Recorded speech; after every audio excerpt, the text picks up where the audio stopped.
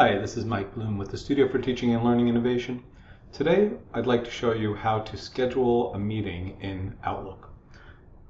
And first, I'm going to do this in my Outlook web interface, and you can go to webmail.wm.edu and you can log into your Outlook from there.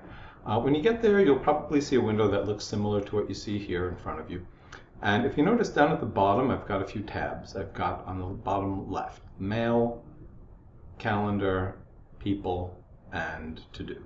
So I'm right now in Mail view, and if I click on Calendar view, it'll show me my calendar, and it should give you like a weekly calendar. And let's say I wanted to schedule a class that I teach every Wednesday at 3 p.m.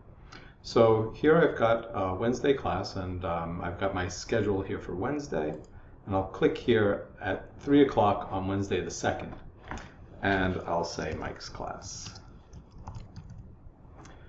And I'll go ahead and schedule it for an hour long. And I'm going to click on More Options here at the bottom. And More Options is going to allow me to choose Repeat. Instead of Never, I'm going to choose Every Week. And now I get to choose how often I want it to repeat. So if it was a Monday, Wednesday, Friday class, I could choose Monday, Wednesday, Friday. And I could choose Start. September 2nd is fine. That's a date in the past right now, but I could set that to a date in the future if I wanted to. Let me go ahead and do that. So let's say I wanted to just start on the 9th. And now I'll say Save.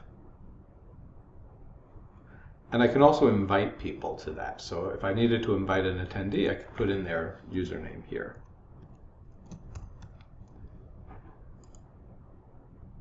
And now Pablo Yanez will be invited to that meeting every Wednesday from 3 to 4.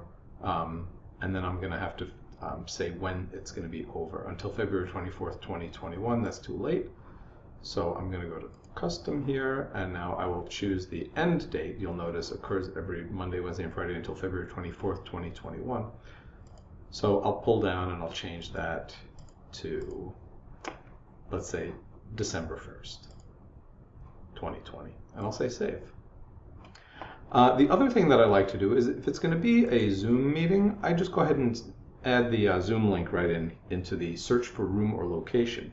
So I'm going to put in my Zoom address, but I could put in any address here.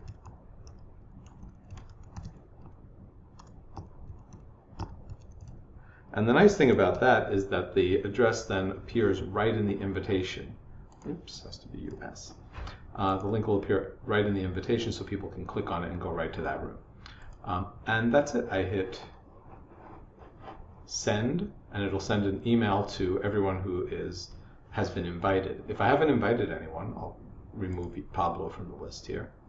Now it just gives me a save option, and I'll hit save. And now if I go to the 9th, I'll see here I've got a class that I'm teaching. Now I can double click on it, and I can go ahead and delete, and I'll say delete this and all following events, or I could delete all events in the series. I'll say all events in the series. And I'll say delete. And now that's gone.